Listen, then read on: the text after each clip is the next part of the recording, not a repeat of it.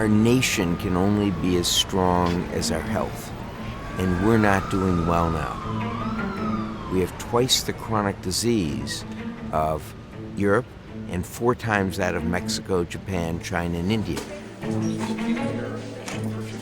75% of our medical costs are caused by chronic disease by things that we can prevent. Only if America stops the influx of chronic disease. Only if each individual stops their own chronic disease can we lead in healthcare, and can America be a vibrant country with a high standard of living.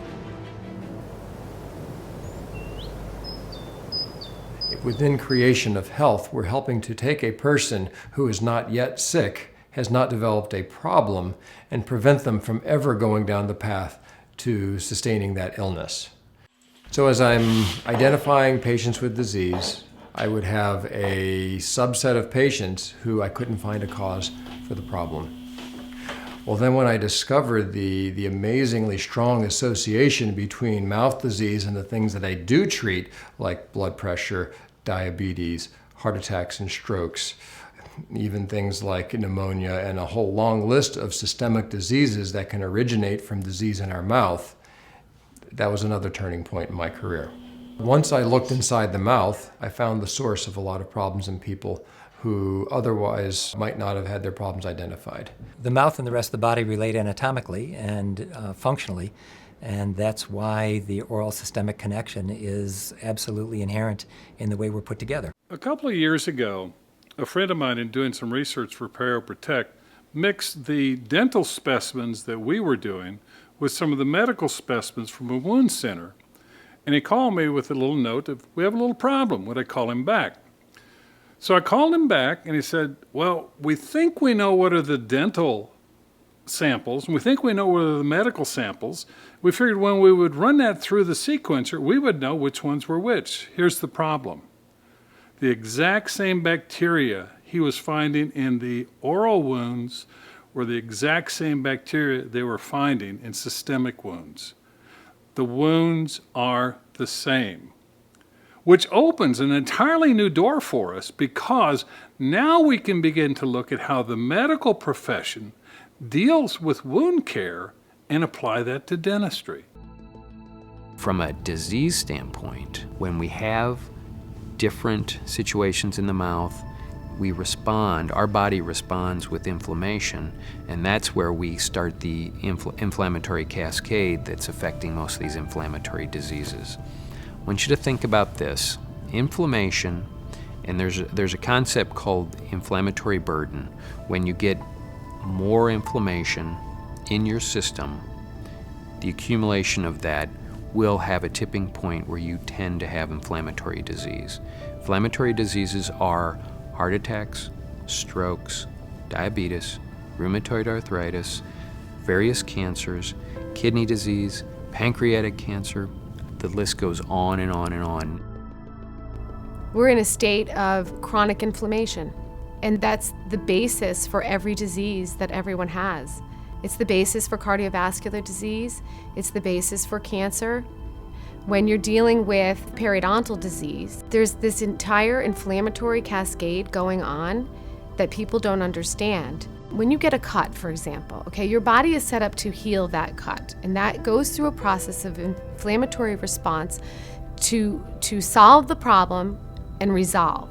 If you always have a chronic inflammatory bacterial condition in your mouth, then you never turn off that process of inflammation. In other words, it never gets the opportunity to resolve and go away. There's just too much. The body can't react to all of them, and the body gets sick.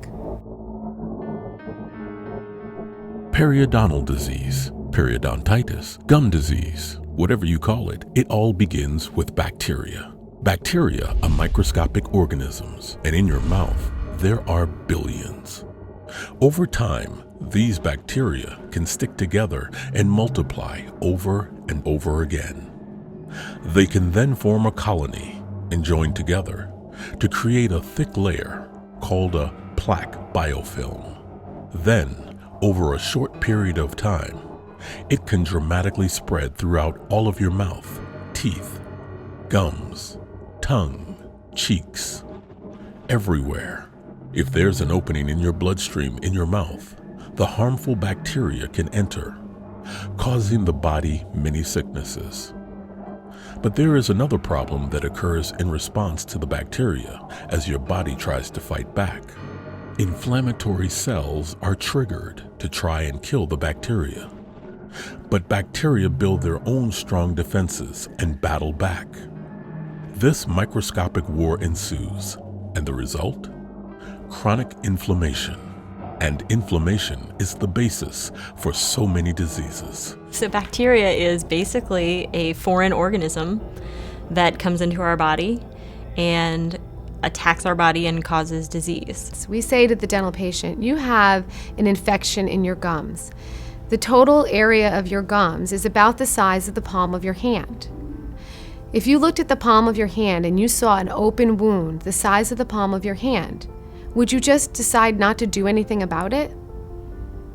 And yet people are choosing every day not to address the infection in their mouths. People think that it's normal that when they brush their teeth, their gums bleed. And I don't know where they came up with that. If there's a little blood in the sink, it means they've got a problem. The bacteria that cause inflammation in the mouth will typically cause inflammation in the rest of the body. Yet if there's a little inflammation between the teeth, it means that there's a problem where those high-risk bacteria may be getting into their bloodstream and cause any one of the many systemic diseases that can originate from bacteria in the mouth.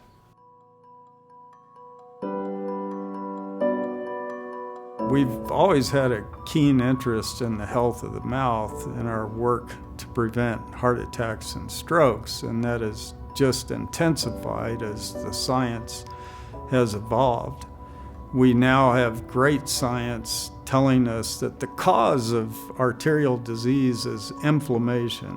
And another source of arterial inflammation is infection in the mouth.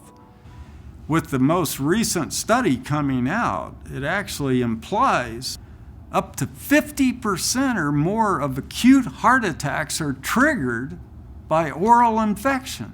That's huge. Heart attacks are the #1 killer in this country. Strokes are the #1 cause of disability. The current cost of cardiovascular disease to our healthcare system is about $518 billion. And it's all preventable.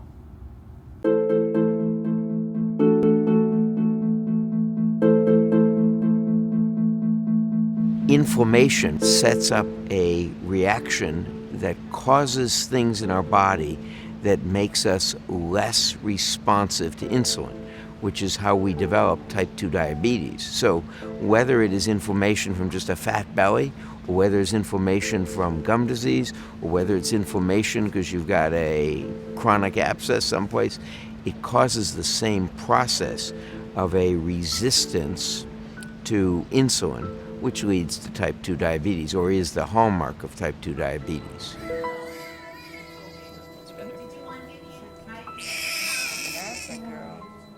Even mild periodontal infections, when it occurs in combination with some other secondary infection, could cause severe adverse outcomes. And for periodontal disease, it tends to be ignored because it doesn't kill. But I think what we're showing here is periodontal disease does kill, because if the bacteria gets into the blood circulation and gets to the uterus, it could kill the baby.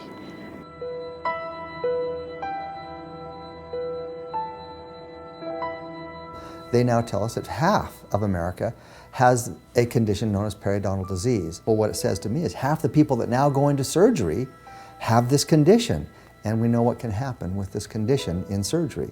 The body can only fight infection on so many fronts, and it's like a war. It has a certain amount of resources it can allocate to that fight. And when you have an infection elsewhere in your body, it's allocated resources to that infection site.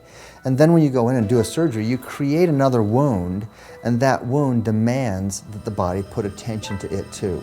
So the reason you don't do surgeries on patients who have infections is because it diminishes their ability to recover from the surgery and increases the likelihood that any other bacteria could then take hold because there just aren't enough antibodies to fight that infection. It's clear to see that the inflammatory burden caused by periodontal disease is a serious problem. For the mouths of America to get healthier, there is a specially trained group of men and women in this country who will have to step forward and provide preventive care. Some refer to them as oral medicine specialists. We know them as the dentist. Now the dentist is looking through a wider scope, a wider viewfinder, and now being a screener, looking at a wider context of treating the whole person versus just the mouth. And we're not saying dentists are going to replace medicine. No, they're now partners with. And they are the first line of defense because the mouth is that first indicator. And check this out. 9 out of 10 patients who go to a dental office do not have a primary care physician on their medical history form. The public, government, insurance, caregivers, and even dentists themselves have to begin to think of dentistry as part of the first line of defense against disease and sickness. The distinction between the standard dentist and a complete health dentist is extremely important. The standard dentist does a good job of taking care of teeth and the mouth, but a complete health dentist focuses not only on care of teeth and the mouth, but also cares for the complete health of the individual. I know we're going to make some vast changes in people's lives for the better. We're going to save a lot of lives. We're going to improve a lot of health. We're going to save a lot of healthcare costs.